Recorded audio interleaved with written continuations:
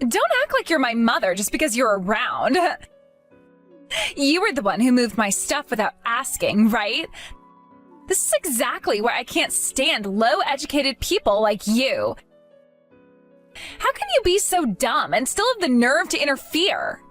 Ari, you can't just talk to me like that. This is out of control. You've been getting worse and worse with the way you treat me. I only organized your things because they were lying around in the living room. You didn't have to say all that. It wasn't a big deal. Don't you dare come into my room without permission, you trash. You're just a piece of garbage with a low education trying to play the role of my mom. Guess what? I'm in med school. You know, I'm a genius. And look at you. You're a total embarrassment. Ever since you got into medical school, you have really changed for the worse.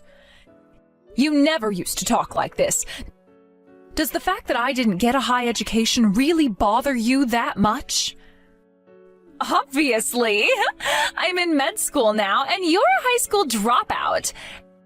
Having a mother who's uneducated is humiliating. I'd even ask Dad for a divorce, but he won't listen. He just won't go through with it. You've actually been asking him that? I had no idea. Didn't he tell you? Well, I'll make sure to tell him again. Having a high school dropout in the family of a med student? How embarrassing. I can't deal with it anymore. I don't even see you as family. You should come to terms with that too. Ari, you need to stop this. Your condescending attitude towards me is only going to come back to bite you someday. You'll regret it later, so you better watch your words. Huh? What's with that tone? I'm a med student. Do you seriously think a high school dropout like you can talk to me like that?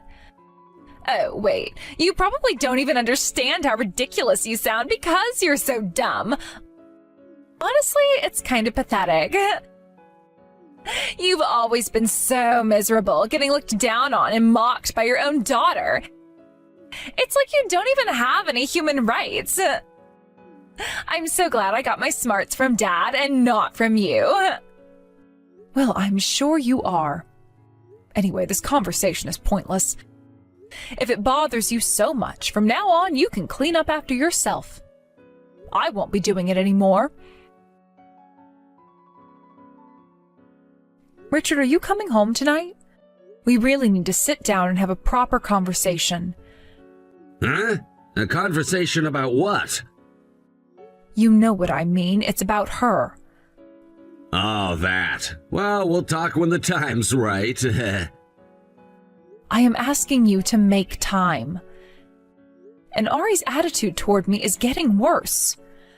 She's 20 years old now, but the way she speaks to me has only gotten more disrespectful. Don't you think it's about time we talked about our relationship? She needs to understand and behave accordingly. Yeah, well, we'll get to it when the time comes. There's no rush. And when exactly is that time going to be? From where I'm standing, it feels like you're just putting it off.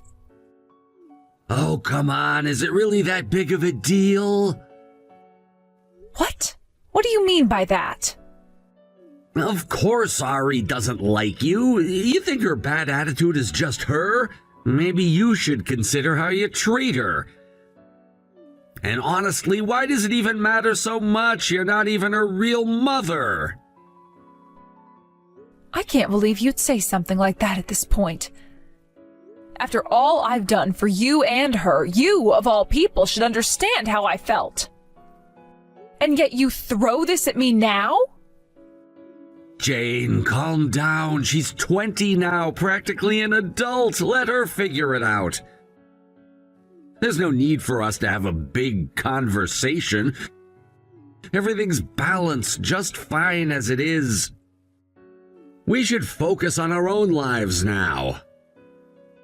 How can you say that when you barely even come home? It's not like I'm out partying, it's work. Work, huh? Do you really think I'm that clueless? What are you talking about? Be home early tomorrow. We have a lot to discuss. If you're not there, I'm done. Consider this your last chance. I was bored because there was no school today, so I cleaned up for you. Huh? You cleaned up the house? Oh, you didn't have to do that, but thank you for taking the time. You could have used your free time to study instead. Though, of course, I appreciate it. Aren't you misunderstanding something? Misunderstanding? What do you mean? I didn't clean up the house. I cleaned up your stuff. What do you mean by that? I've decided to kick you out for real. I mean, even after I graduate from medical school, you're still going to be a burden, aren't you? I can already see that future. So I thought I'd take measures now while I still can. I don't understand what you're saying at all. What are you talking about? When I start making money, you're definitely going to leech off me, right? I can't stand that. So I threw your stuff away. Get out. You threw away my things? To kick me out? That's right. So hurry up and leave, you low-educated woman. I'll convince Dad. Don't worry about him. You're a useless existence. Haven't you realized that by now? No one needs you. You're a middle school dropout, a piece of trash. I didn't expect you to go that far. Did you really throw away my things without my permission? Well, I sold the stuff that could be sold. Most of it I threw away. You sold and threw away my things without feeling any guilt? You always moved my stuff around without permission. What's the difference? I never threw away anything without asking. I always checked with you, didn't I? Well, that doesn't matter anymore, does it? There's no place for you in this house anymore. Get out, you disgraceful dropout hag.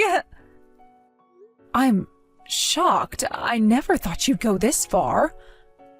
I've had enough. I can't think of you as my daughter anymore. Huh? If you've had enough, then hurry up and leave. Anyway, I am changing the locks soon, so you won't be able to get back in. You're a parasite leeching off me and Dad. It's time for you to disappear. I mean, don't you understand the difference between us? You're not fit to be my mother. It's unbelievable that someone who is a middle school dropout would try to act like the mother of someone like me, a medical student. Stop pretending to be my mother, you low-educated loser. Get out of here already. Well, I'm not your real mother anyway. What? I've had enough. I am tired of dealing with this nonsense. I think that you're old enough to understand now, so I'll be clear. Ari, you're not my real daughter. You're your father's child from his previous marriage. What the hell are you talking about? I've never heard anything like that. Of course you haven't. Your father and I never told you, and you were too young to remember. Even before your biological mother left, she wasn't really around much, from what I've heard. Your father took care of you, but you were too little to remember those days, right? Now that you mention it, maybe, but that doesn't change the fact that you've been my mother all these years, does it? Don't say such ridiculous things. Oh, you've been looking down on me all this time, but now that you know I'm not your real mother, you're sad? No, I never said that. Don't get the wrong idea. If you're not my real mother, I'm thrilled. I never wanted you to act like my mother in the first place, so this is perfect. Now, will you get out of my life? I don't need you to tell me twice. I've taken care of you for over 10 years, so I did have some affection for you. but your rebellious phase, or should I say your defiance towards me, it's been going on for so long. And after pulling a stunt like this, whatever affection I had for you is gone. I was planning to divorce Richard anyway, so this is the end for me. I wasn't going to cut ties with you completely, but it seems you want that too, so I guess this is the right time. So, you're finally agreeing to the divorce? Good riddance! My real mother must be completely different from you. You're just a lowly middle school dropout. Yes, your real mother is quite different from me. Why don't you ask your father? I hear he's been seeing her again lately. Huh? Really? Why didn't anyone tell me? I would have been thrilled to know my real mom was around. Well, I'm leaving now, so why don't you invite your real mom over and live together? Go ahead.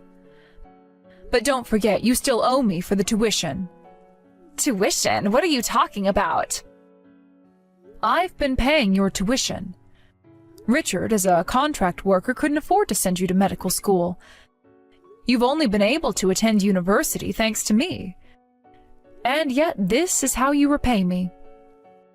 Repay you? You think I'm going to rely on you? You're just saying whatever comes to your mind because you've lost. Good. Now don't ever come back to this house again.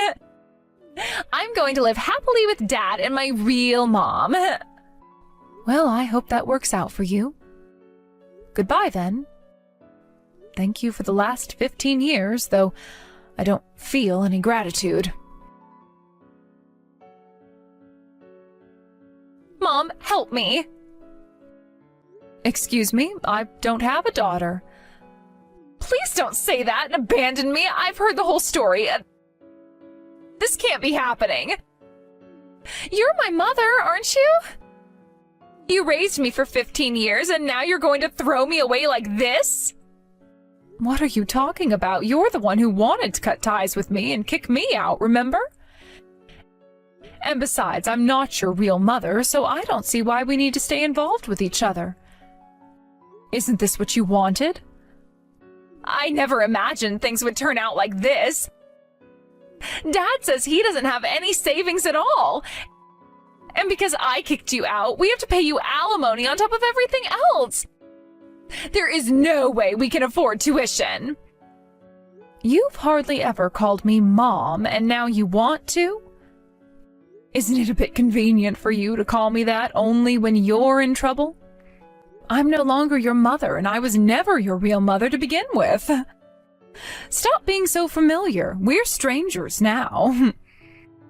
Wait, please don't cut me off like that. I'm in real trouble here. You got what you wanted, didn't you?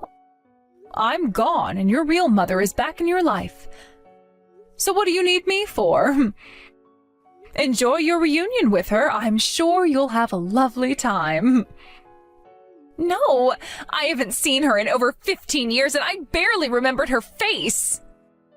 She sold all my precious things, my furniture and appliances. And when I told her I'm in medical school, she said I'd have to support her for the rest of her life. That's not how I thought things would turn out. You were convinced I'd mooch off you, weren't you? Now you're just being mooched off by your real mother instead. This is not what I wanted. I did this because I thought it would make Dad happy. What are you even saying now? I don't know what you were thinking, but in the end, this was your decision. Richard and I were planning to divorce anyway, but I was willing to keep supporting you, you know. I just don't feel that way anymore, and that's entirely because of you. There's no way I'm paying for anything for you again. I'll also be collecting the money I loaned for your tuition. I'm so glad I had a lawyer draft up those loan papers. Wait, you're serious? Even though you raised me as your daughter, you're really going to make me pay you back? I can understand taking money from Dad, but from me too? Are you even listening to yourself? You are 20 years old. You're old enough to take responsibility for your own actions. And you need to start doing that. Your real mother has always been irresponsible with money, and your father lost everything because of her. That's why she left him in the first place, leaving him in ruins. I met him after that, and I agreed to raise you. I even paid for your schooling. And now, after you've thrown me out of my own home, you want to come crawling back? I'm done with this conversation. Don't contact me again. Wait, no, don't hang up. I'm sorry. I'm so sorry. Please, I'll do anything. Just don't abandon me like this. I have no one else I can turn to. I think we're done here. Goodbye. Jane, please, can you come back? I never expected things to escalate like this. That woman, she ended up selling off all our furniture and appliances for cash and just disappeared. I never wanted it to come to this point. You were the only one I could truly rely on. It felt like my world collapsed the moment she walked out. Ari is also deeply remorseful for her actions. She's genuinely sorry for what has transpired. Please come back to us. The house feels empty without you. Your presence is a pillar of strength for Ari and me. We need you more than ever right now. Are you out of your mind? Don't you feel any remorse for Ari? You need to get it together. You are all alone now. Do you realize that? You can't keep making the same mistakes and failing to properly care for your daughter. I have no intention of helping you anymore, and I'll make sure to recover every cent. Perhaps this will be a lesson in life for you. It's heartbreaking to see a father like you unable to take responsibility for his actions, especially when your daughter is suffering. She is 20 years old now. It's time to start acting like it. I am done getting involved in this mess. But everything happened so suddenly. From my perspective, nothing happened suddenly. I've been trying to discuss this for a long time, haven't I? You're the one who refused to engage in those conversations. I even gave you a final chance to step up, but you didn't show up. Our relationship has been strained for months, if not years. We've been drifting apart, and this crisis was sadly inevitable.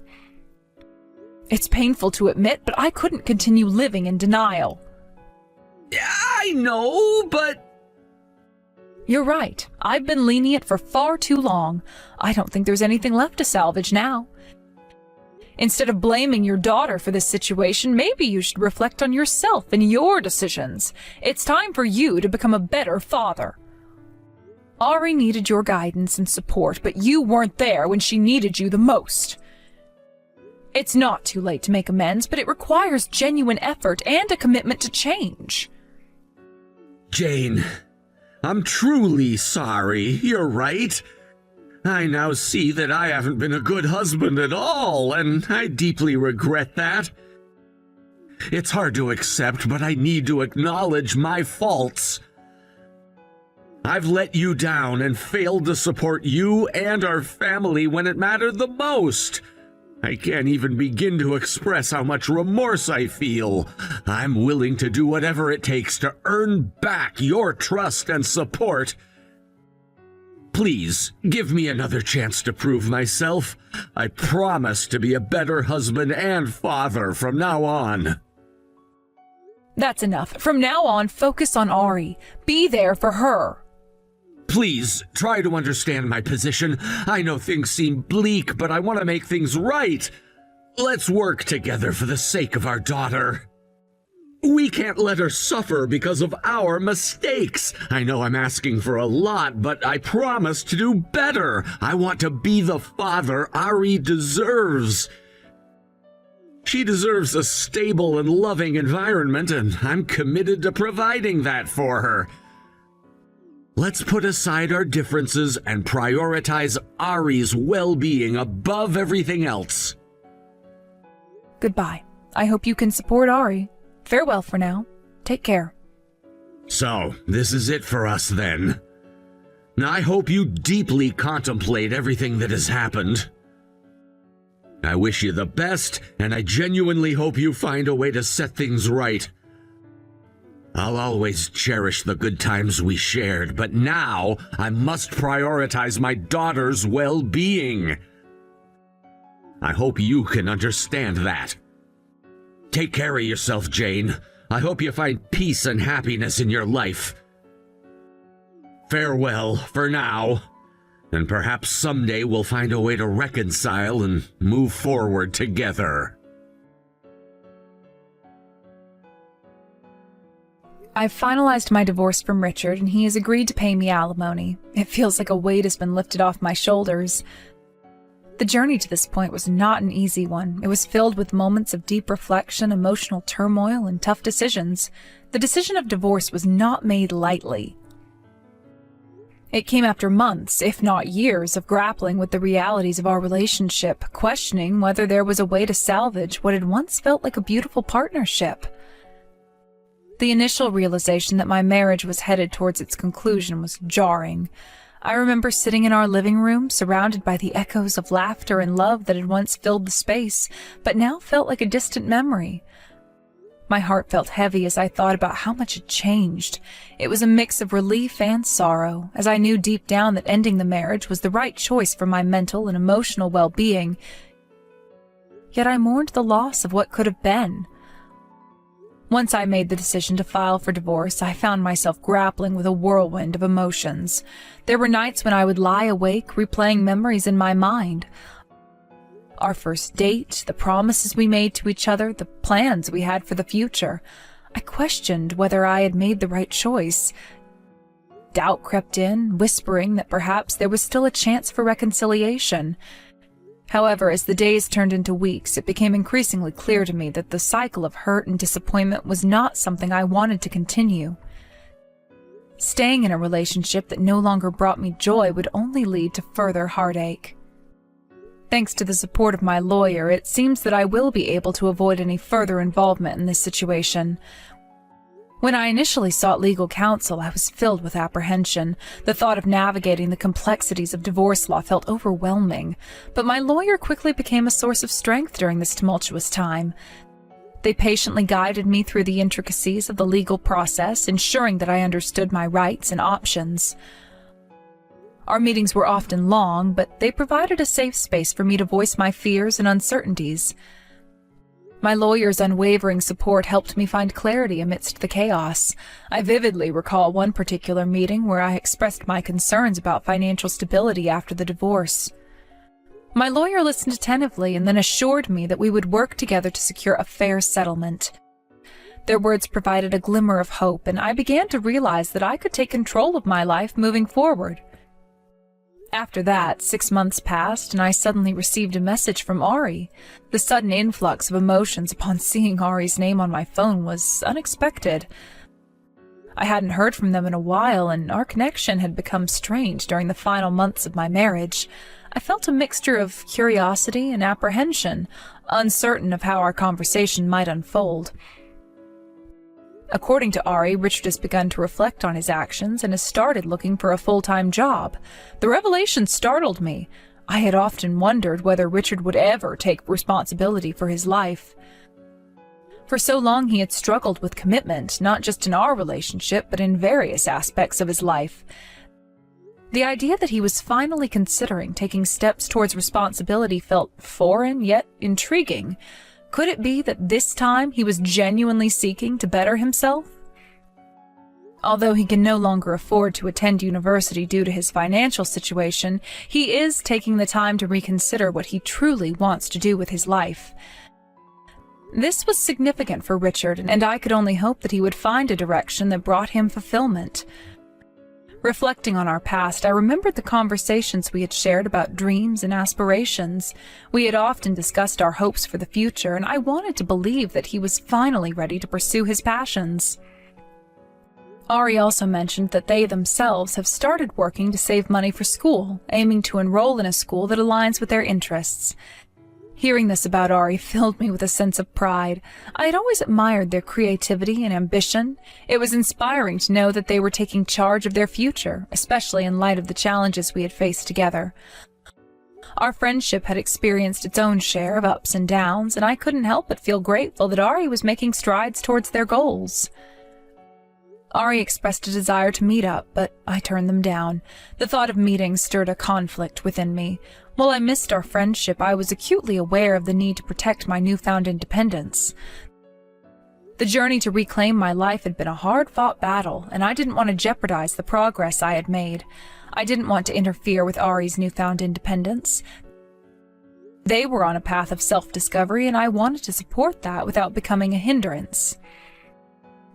I also felt a sense of anxiety about possibly repeating the same patterns as before. The memories of our past were intertwined with feelings of regret and confusion, and the idea of rekindling our friendship filled me with trepidation. I had spent months healing from the emotional scars of my marriage, and the prospect of diving back into a complicated friendship felt overwhelming. I didn't want to risk the stability I had fought so hard to achieve. Even now, I occasionally receive messages from them, but our conversations are superficial and polite. This arrangement has allowed us to maintain a connection without delving into the complexities of our shared history. Each message feels like a thread that keeps us linked, but not entangled. Both Richard and Ari have settled their debts, including the alimony, and have distanced themselves from me. This newfound distance brought a measure of peace. It allowed me to focus on building my life without the burden of unresolved issues hanging over my head. Sometimes I think about what might have happened if we had had more time. I find myself lost in thought, wondering about the possibilities. Would things have turned out differently if we had communicated better? If Richard had been more open to addressing the issues that plagued our relationship, could we have found a way to make it work? These questions swirl in my mind, and while I acknowledge their validity, I remind myself that dwelling on the past won't change the present. Perhaps the outcome could have been different. I often reflect on the moments leading up to the divorce, the late-night arguments, the misunderstandings, the feelings of isolation that had seeped into our daily lives. It was a challenging journey, but I also recognize the strength I gained from those experiences. Each setback has been a lesson, and I was determined to learn from them, to evolve as a person and to emerge stronger than before. Well, I am currently satisfied with my life, so I don't really have any complaints. I've embraced my independence and am actively working toward my goals. The sense of liberation I feel is exhilarating. I can finally breathe without the constraints of my past relationship weighing me down. I've begun to explore new opportunities, and I am committed to nurturing my personal growth. One of the things I've started doing is taking art classes, something I had always dreamed of but had pushed aside during my marriage. Art has always been a passion of mine, and the thought of rediscovering that part of myself filled me with excitement. Creating has become a source of solace for me. I spend hours experimenting with colors, shapes, and ideas on canvas, allowing my emotions to flow freely. Each stroke of the brush feels like a release, a way to channel my experiences into doing something beautiful and meaningful. In these classes, I have found a supportive community of fellow artists who share my enthusiasm. We gather to create, share our work, and provide constructive feedback to one another. It's refreshing to be in an environment where creativity thrives, and where I feel inspired to push my artistic boundaries. My instructor encourages us to find our unique voices and to express our individuality through our art. This encouragement has been invaluable as I work to hone my skills and build confidence in my abilities. The weight of my past is gradually lifting, and I am excited about the possibilities that lie ahead. I've also begun volunteering at a local community center, helping children with art projects. It's incredibly rewarding to witness their creativity unfold and to be part of their journey. In these moments, I realize how far I've come and how the power of connection can create lasting positive change, both for myself and for others.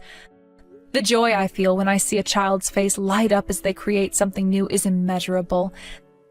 These experiences have reinforced my belief in the importance of fostering creativity in young minds. I am committed to being a positive influence in their lives, encouraging them to explore their artistic potential and express themselves freely. As I immerse myself in these new experiences, I also find myself reflecting on the lessons I've learned from my past. The journey of healing is ongoing, and I understand that it is normal to experience ups and downs. There are days when I feel strong and empowered, and then there are moments when I am reminded of the pain I endured. However, I have learned to embrace these feelings, acknowledging that they are a part of my growth. While I continue to navigate this chapter of my life, I am hopeful for the future. I recognize that healing takes time and am committed to taking the necessary steps to create fulfilling and meaningful life. My journey is just beginning, and I am eager to see where it leads me. I know that there will be challenges ahead, but I am ready to face them head on. Reflecting on my past relationships and the lessons I've learned, I've also started journaling. Writing has become a therapeutic outlet for me, a way to process my thoughts and emotions in a constructive manner. Each entry serves as a snapshot of my experiences, my growth, and my evolving identity. Through writing, I found clarity and understanding, and it has empowered me to embrace my story without shame or regret. As I look forward, I have set goals for myself, both personal and professional. I am determined to pursue my passions wholeheartedly. The freedom I've gained from my divorce has ignited a fire within me, pushing me to strive for a life that reflects my values and aspirations. I have dreams of starting my own art studio, a place where creativity flourishes and people can come together to explore their artistic potential. This vision fills me with excitement and motivates me to work diligently toward making it a reality. In my moments of solitude, I find solace in nature. Long walks in the park allow me to connect with the world around me and to appreciate the beauty and simplicity. Each rustling leaf, each gentle breeze serves as a reminder of the impermanence of life and the importance of cherishing each moment. I've started practicing mindfulness, focusing on the present rather than dwelling on the past or worrying about the future. This practice has helped me cultivate a sense of peace and gratitude. I also reconnected with old friends who had faded from my life during my marriage. Rebuilding these friendships has been incredibly rewarding, allowing me to create a support system that uplifts and encourages me. It's refreshing to be surrounded by people who genuinely care for my well-being and share in my journey of self-discovery. Each gathering, each conversation reminds me of the joy that comes from meaningful connections.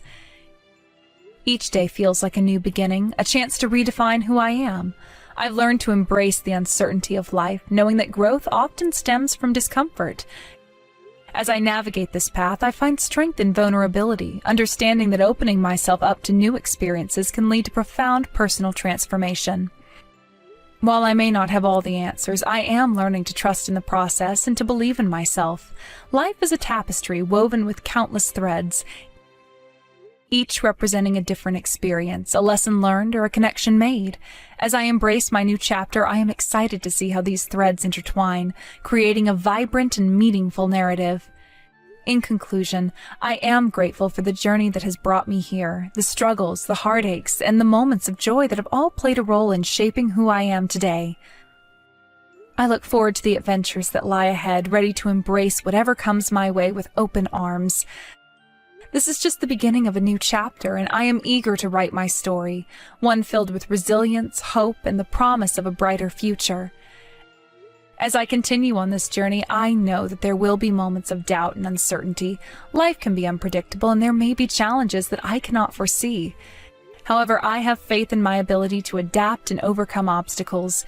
Each step I take, no matter how small, brings me closer to my goals. I have begun to set aside time for self-care, recognizing the importance of nurturing my mental and emotional well-being. Whether it's curling up with a good book, enjoying a warm bath, or practicing yoga, I prioritize activities that bring me joy and tranquility. This commitment to self-care has been instrumental in maintaining my balance and grounding me during turbulent times. I also find joy in exploring new hobbies. In addition to painting, I've taken up gardening. There's something incredibly fulfilling about nurturing plants and watching them flourish. It serves as a beautiful metaphor for my own journey of growth and renewal. Each seed I plant represents the hope for new beginnings, and with care and attention, I witness the transformation as they bloom. I often find myself reflecting on the lessons I've learned throughout my experiences. The divorce, while painful, has ultimately led me to a place of self-discovery. I've learned the importance of boundaries, valuing my own needs, and prioritizing my happiness. These insights have become guiding principles as I navigate my new life. As I forge ahead, I remain open to the possibility of new relationships. While I'm not actively seeking a romantic partner, I am learning to embrace the idea that love can manifest in various forms. I value the friendships I've cultivated and am excited about the potential for deeper connections. I understand that love does not have to be confined to traditional norms. It can be found in the camaraderie of friends, the bonds with family, and even in the connections I build within my artistic community. In the meantime, I focus on my personal growth and the pursuit of my passions. Each day presents an opportunity to learn something new, to challenge myself, and to expand my horizons. I set small, achievable goals that keep me motivated and excited about the future. Whether it's completing a painting, mastering a new technique, or reaching out to someone new, I take pride in each accomplishment.